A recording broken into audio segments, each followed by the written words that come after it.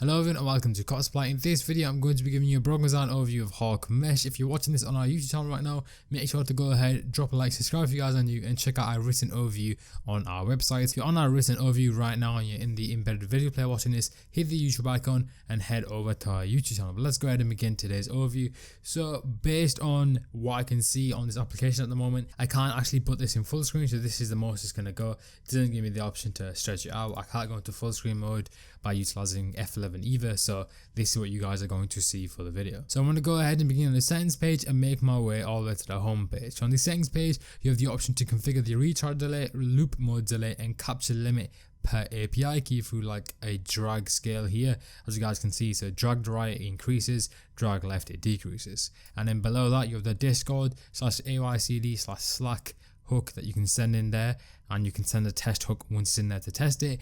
You can enable do not open browser when extension link is available.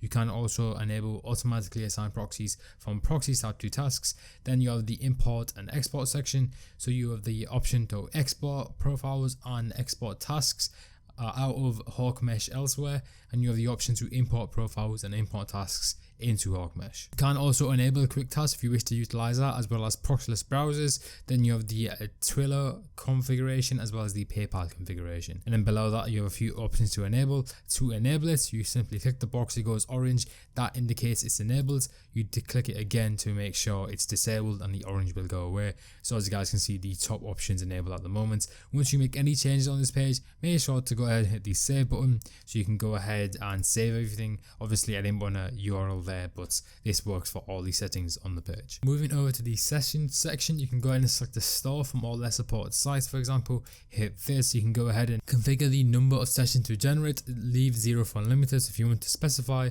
then you can. Then you can go in and configure the solver threads, and then you can select the proxy pool. At the moment we don't have any proxies loaded, that's why it's blank and it says default as well. But once I go ahead and do that, then any tab that requires proxies will show up the proxy list. And then once you're done here, hit generate sessions to go ahead and utilize this. But let's move over to the proxy section. So on the proxy section, you have the option to select a pool. Once you've made one, you can go in and create one by configuring the pool name, entering proxies in here. You can save that pool. You can go ahead and use that as a quick task pool, and you can also delete it. So let me go ahead and grab one proxy here. So I'm going to go ahead and enter a proxy here. As you guys can see, make sure to separate it per line to show a segregation of each proxy. Then for the pool name, I'm going to call it video test, and then I'm going to go ahead and hit the save pool button, and that's gone ahead and created that proxy list, as you guys can see, video test, and it loads up everything. So I can go ahead and edit this pool if I wish. And if you wish to go ahead and delete a pool, you can go ahead and select it, and once you're on here you can hit the delete pool button. I'm not going to do that in this video, but just to demonstrate that this pool is now within the bot, if we go back to proxy pool, as you guys can see, the default was already there, the black box was there, but also video test is now available because we've gone ahead and created that. Let's move over to the capture section. Essentially, this is where you can go ahead and add capture solving services. So there's a variety on the internet to capture, anti-capture, stuff like that. You enter the API key, you select the service. So the supported services is anti-capture, to capture, and cat monster.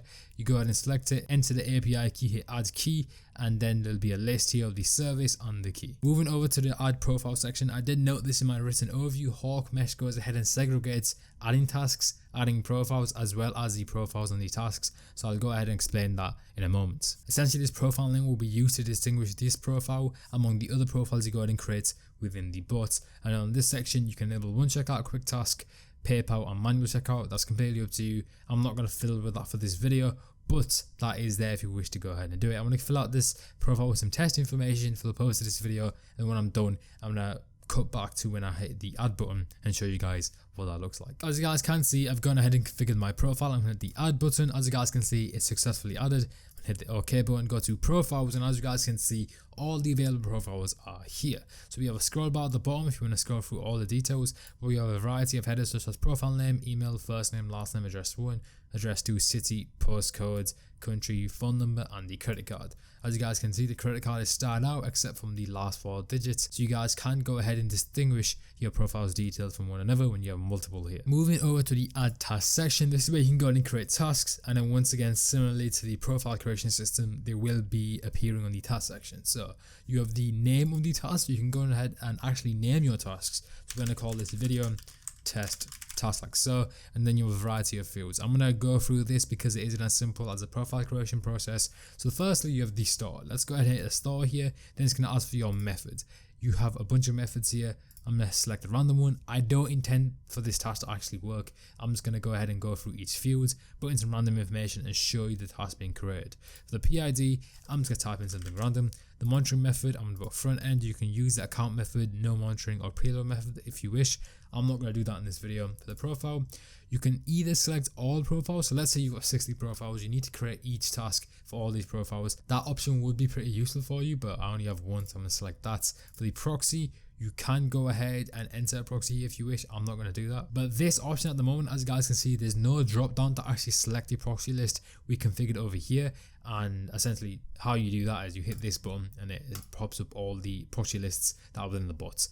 But I'm not going to configure it for this video because the proxy doesn't work, but that's how that looks like. Then you have the sizes.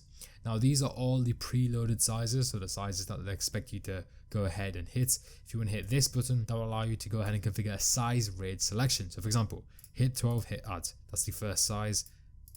And as you guys can see, I can just continuously add sizes, and that will be the size range selection the task goes for. So let's say, for example, the UK 12 is profitable, XS, M, and O are profitable, then I can go ahead and configure the size range so I don't check out some dead sizes and not make any money on this release. So I can remove it if I wish, but I'm not gonna use that in this video, but you can use it if you want. So you can configure the threads. You can also enter a discount code, which is a pretty unique feature.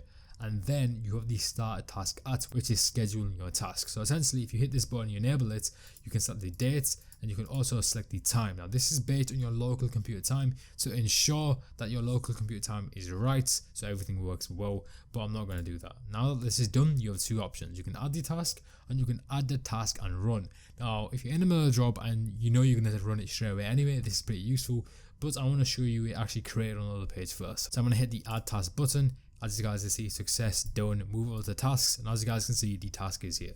Now as you guys can see, the task is here, and we have a variety of headers and actions on this page. Let's go ahead and break it down. At the top, you have some collective action buttons. Now essentially what this means is that it controls a variety of tasks all at once. So you have the start task button, this will start all your tasks, the stop all button, that will stop all your tasks, and the quick task start. Then below that you have a few headers. You have the task number, task name, store, PID, size and profile, and obviously the details for each task will appear there. So we have the 0 task because when it comes to programming and stuff like that, the first number is 0, that's why it's task 0. Then the name is video test task, the store is that, the PID is that, the size is small, the profile is video test as we configured earlier in this video. Then the actions are to start the task and stop it as well. You can edit it, you can duplicate it, and obviously when you hit the duplicate button, you can go ahead and change details. I'm not going to change anything about it. If I hit this button, as you guys can see, it's going ahead and duplicate the task, and I can also go ahead and delete the task as well. I'm going to go ahead and show you how to run the task here. It's going to bring up a warning saying it needs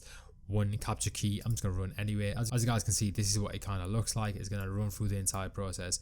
I know for a fact that obviously this task won't work because all the information I've entered so far is completely false, but this is what it looks like. As you guys can see, it shows all the details running, and that is what the bot will look like when you run it. So that is going to go ahead and conclude this broken down overview of HawkMesh at Cop Supply. If you want to check out the written overview, I'll leave that link down below. Please subscribe and drop a like on today's video. I'm going to catch you guys next time. Peace out.